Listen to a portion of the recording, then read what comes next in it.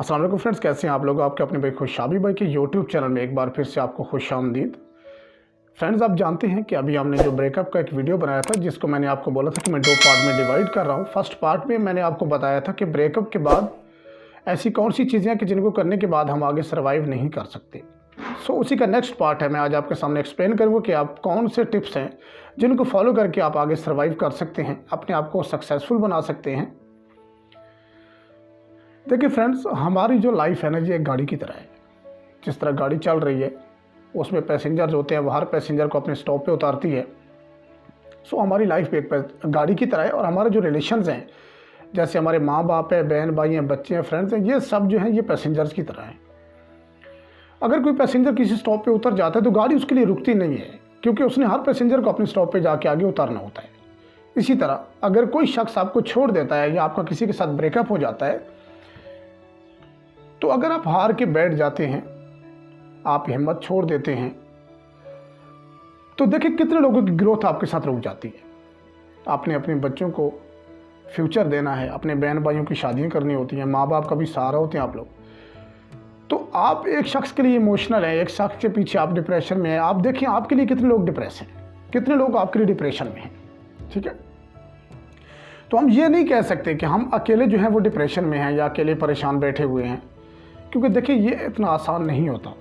मैं अगर आपको लफ्ज़ों में इस चीज़ को मैं बयान नहीं कर सकता कि अगर किसी के साथ आपका ब्रेकअप होता है आपकी हालत कैसी होती है, ये सब जानते हैं। दर्द को, अपने दर्द को आप खुद ही समझ सकते हैं, कोई कम नहीं कर सकता।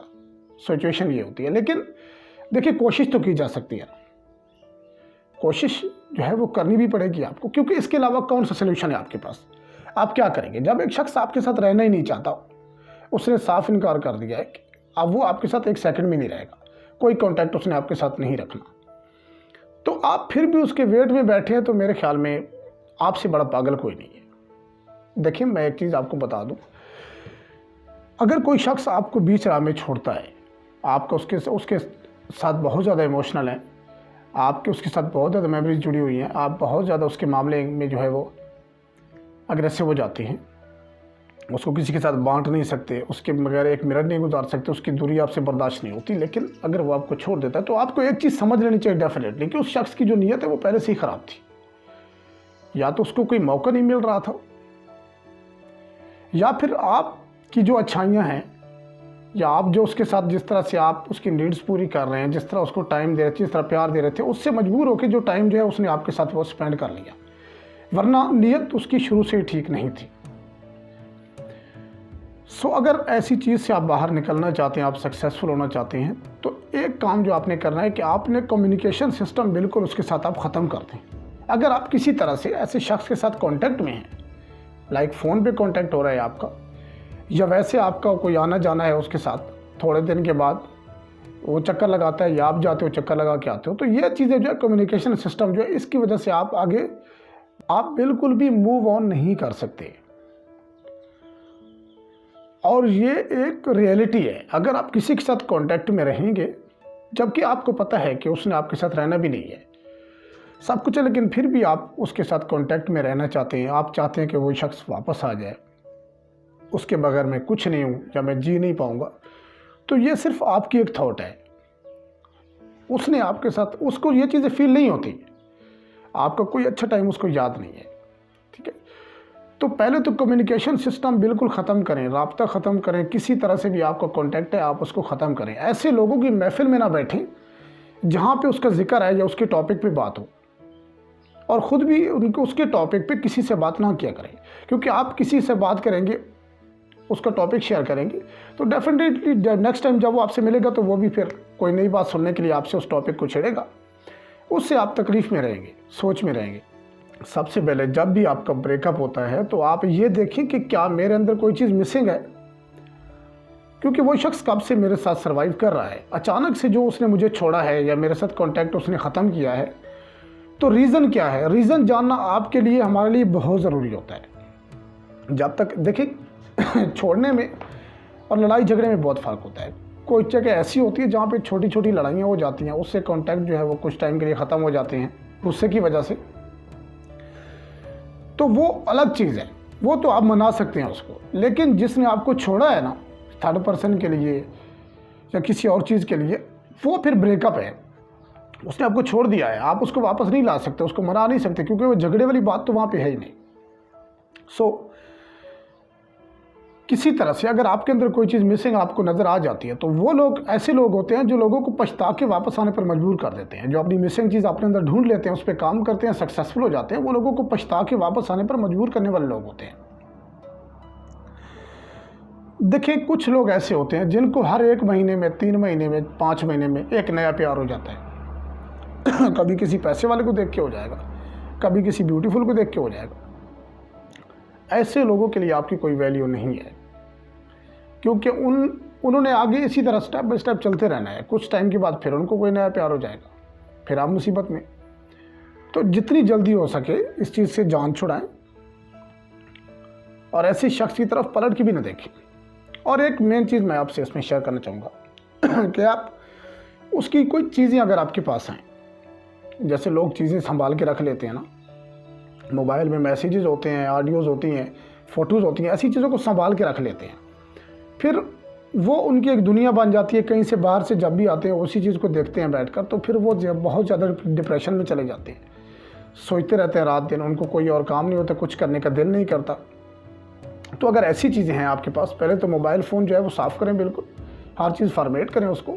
उसके बाद अगर घर में कोई चीज़ है उसकी, तो एक कपड़ा बिछाएं, उसमें चीज़ें रखें, गठरी बनाएं, उसको जाके नहर में फेंक दें और अपने दिल में ये सोचें कि जितना टाइम मैंने उसके साथ गुजारा है, ये सारा कुछ मैं यहाँ पे आज फेंक के जा रहा हूँ। यहाँ से आज एक नया आदमी जा रहा है, नया पर्सन जा रहा है, जो पैदा ही आज हुआ है, जिसने अपनी ज़िंदगी एक नए सिरे से शुरू करनी है।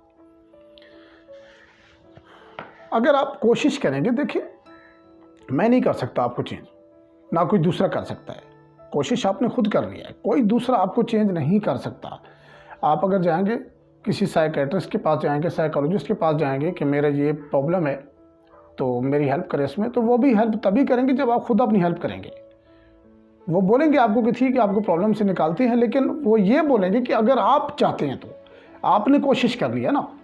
अगर आप खुद कोशिश करेंगे तो वो आपको इस चीज़ से निकालेंगे, वरना कोई ऐसी मेडिसिन नहीं है जो आपको इस चीज़ से निकाले। सो पहली बात तो ये है कि अपना ध्यान जो है वो किसी और तरफ लगाएं। आप अगर कोई आप डेली रूटीन है, कोई वर्क है आपका, उस पर ध्यान दें। हार्ड वर्क करने शुरू करते हैं, जहाँ पे आप 5 घंटे काम करते हैं वहाँ पे 10 घंटे, आपको पता है आप जानबूझ के कर रहे हैं, अपना ध्यान भटकाने के लिए कर रहे हैं, तो ठीक है कोई नहीं, ध्यान भटकाने के लिए कर लें। जो 5 घंटे जो काम करते हैं वो 10 घंटे कर लें, आपका दिल भी लगा रहेगा, काम भी आपका जो है वो डबल होता रहेगा।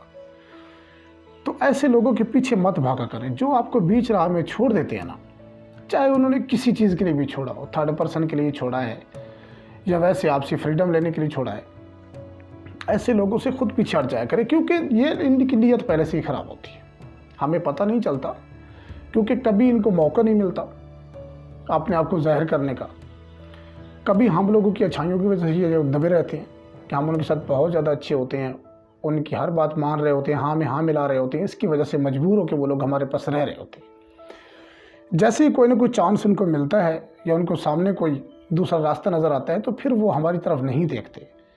लेकिन हम जो है वो फिर इसलिए डिप्रेस होते हैं कि हम अपनी तरफ से पूरे लॉयल होते हैं, ऑनेस्ट होते हैं। हमें पता नहीं होता कि ये शख्स जो है ये हमारे साथ चल के आगे ये करेगा।